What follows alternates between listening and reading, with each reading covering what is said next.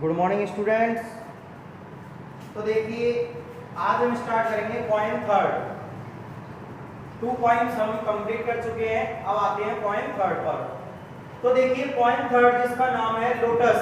Lotus means आप जानते हो क्या होता है, कमल। लोटस मीन्स क्या होता है, कमल का फूल। तो ये पॉइंट इसी फूल के बारे में है क्योंकि इसमें जो पोइटेस है वो कौन है, तोरुदत्त। इसको किसने लिखा है, तोरुदत्त ने। और वो पोइटेस इस पॉइंट में description of victory of lotus. इसमें किस चीज का डिस्क्रिप्शन है, यानी कि वर्णन है विक्ट्री ऑफ लोटस, कमल के फूल की विजय का। विक्ट्री का मतलब क्या होता है, विजय।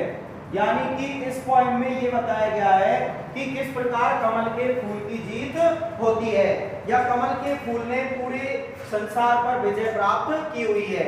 तो देखिए क्या है इस पॉइंट में, स्टैंजा फर्स्ट। लव, लव यानी क्या होता है, प्रेम। लेकिन यहां पर जो अर्थ है वो है प्रेम का देवता। क्या अर्थ है, प्रेम का देवता। केम यानी आया, टू फ्लोरा। फ्लोरा का मतलब क्या है, फ्लोरा का मतलब है goddess of flowers. Goddess of flowers, इसका मतलब क्या हुआ, फूलों की देवी। गॉडेस यानी देवी और फ्लावर्स यानी फूल, फूलों की देवी।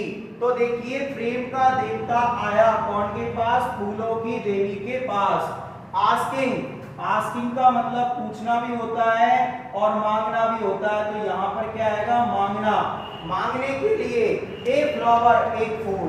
दोबारा देखिए, प्रेम का देवता फूलों की देवी के पास एक फूल मांगने के लिए आया। पहली लाइन का क्या अर्थ निकला कि प्रेम का देवता फूलों की देवी के पास एक फूल मांगने आया। दैट यहां पर उस फूल के लिए आया है कि जो फूल वुड बी यानी होगा, फ्लावर्स यानी सभी फूलों में, अनडिस्प्यूटेड। अनडिस्प्यूटेड का मतलब होता है निस्संदेह। अनडिस्प्यूटेड का मतलब क्या होता है, निस्संदेह, बिना संदेह के। और क्यून यानी यहाँ पर रानी नहीं है, इसका मतलब है सबसे सुंदर। क्यून का मतलब क्या है यहाँ पे, सबसे सुंदर।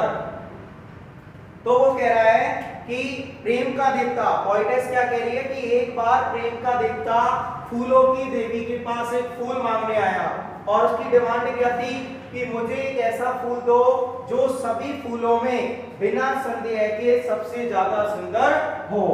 The lily and the rose, lily का फूल और गुलाब का फूल, लॉन्ग लॉन्ग लंबे समय तक, हैड बीन रह चुके थे, रिवेल्स, रिवेल्स का मतलब होता है प्रतिद्वंदी।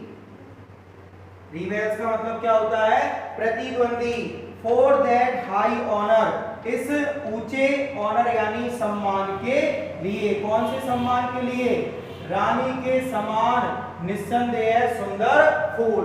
तो दोबारा देखिए पोइटेस क्या कह रही है कि प्रेम का देवता फूलों की देवी के पास एक फूल मांगने आया, जो फूल सभी फूलों में बिना संदेह के सबसे सुंदर हो। और इस सम्मान को प्राप्त करने के लिए लिली और गुलाब लंबे समय से क्या रह रहे थे, प्रतिद्वंदी बने हुए थे। ठीक है, ये इसका हिंदी अर्थ है। आप मुझे इसका हिंदी अर्थ सेंड कीजिए।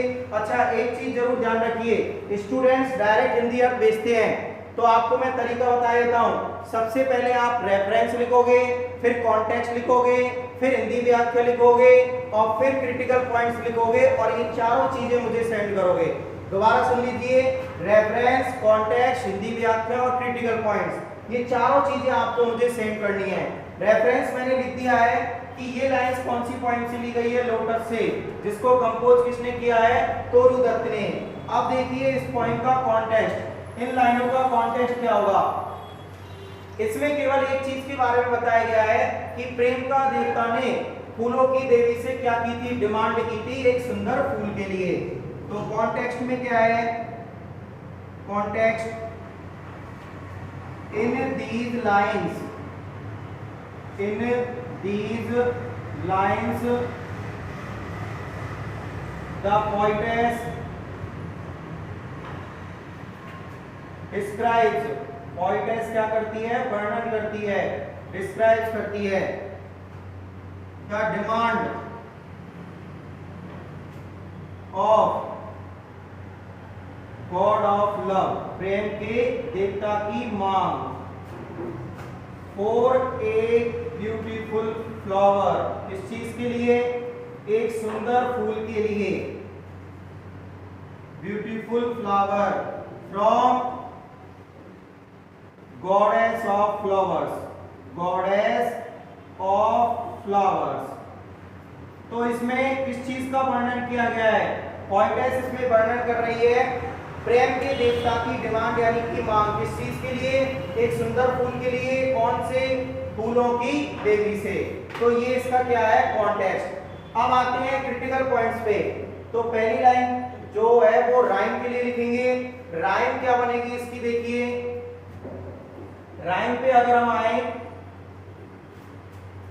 तो देखिए आपको मैंने पिछली पॉइंट में बताया था फ्लावर, फ्लावर में क्या निकल रहा है, अर, और पहले उच्चारण को हमेशा क्या माना जाता है, ए। उसके बाद है क्वीन, क्वीन में क्या निकल रहा है, इन, तो इसको क्या लिखेंगे, बी।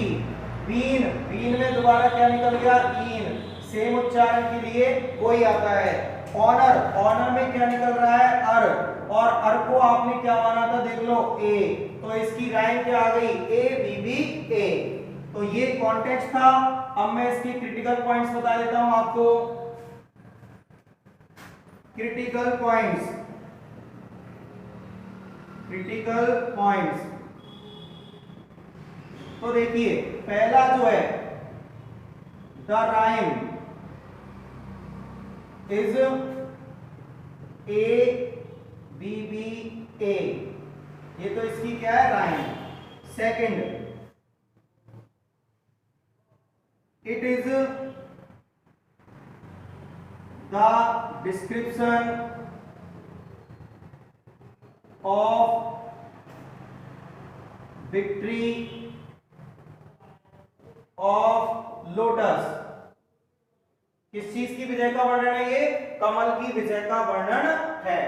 तो ये है इसके क्रिटिकल पॉइंट्स, और जिस तरीके से मैंने आपको बताया था उसी तरीके से लिख के आप मुझे सेंड करोगे। पहले रेफरेंस, फिर कॉन्टेक्स्ट, फिर हिंदी व्याख्या और फिर क्रिटिकल पॉइंट्स लिख लीजिए।